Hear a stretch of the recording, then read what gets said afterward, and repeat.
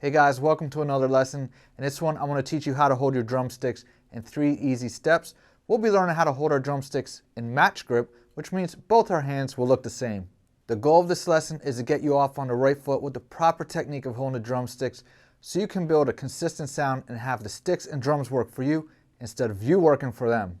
I'm also going to show you guys 3 things to avoid so you don't develop bad habits and have to work backwards later on. These 3 things won't only hinder your sound, but can potentially cause injury over time if they're not corrected. The first thing we're going to do is create a fulcrum. To create a fulcrum is super easy. You're going to take your drumstick and place it in your first knuckle of your index finger and pinch with your thumb. Now you've created a fulcrum, and a fulcrum is just a place where your stick is going to pivot in your hand. My fulcrum is placed about 5 or 6 inches from the butt end of the stick, and that is a great spot to start. You guys can adjust up or down depending on what's comfortable for you. I would just recommend not to do any extremes such as having your fulcrum too far up on the stick or too far back on the stick. These extremes will make your stick either top heavy or back heavy. Step number 2, we're going to take your 3 remaining fingers and gently cradle the stick. These fingers are going to add support to the stick as you strike the drum. If they aren't engaged, your stick will wobble back and forth, and this will cause your strokes to be inconsistent and ultimately make your sound suffer. Step number 3 to holding the sticks is to try and maintain a small tunnel or gap between your index finger and your thumb.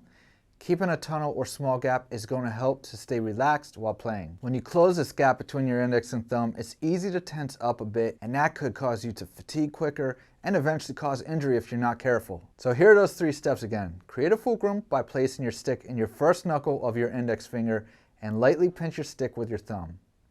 Next, cradle the stick with your 3 remaining fingers, and finally check to make sure you're maintaining a small tunnel or gap between your index and thumb.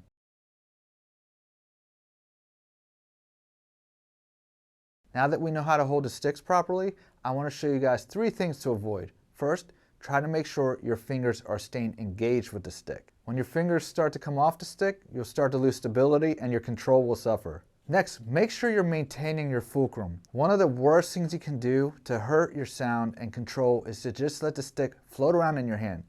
So when you're practicing, it's important to keep an eye on this while learning. Finally, be sure not to overly squeeze the stick. Having a tense grip will take a toll on your hands after a time, and besides hurting your sound, could potentially cause injury if not corrected, such as carpal tunnel or tendonitis. I've found through my years of teaching that these 3 things can kind of be like a snowball effect. First, your fingers will start to come off, leading to the fulcrum to slip, and finally, you're going to become tense because you're trying to keep the stick from flying out of your hand.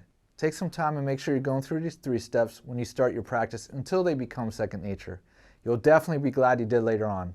I hope you found this lesson helpful. Practice hard, and I'll see you guys in the next one.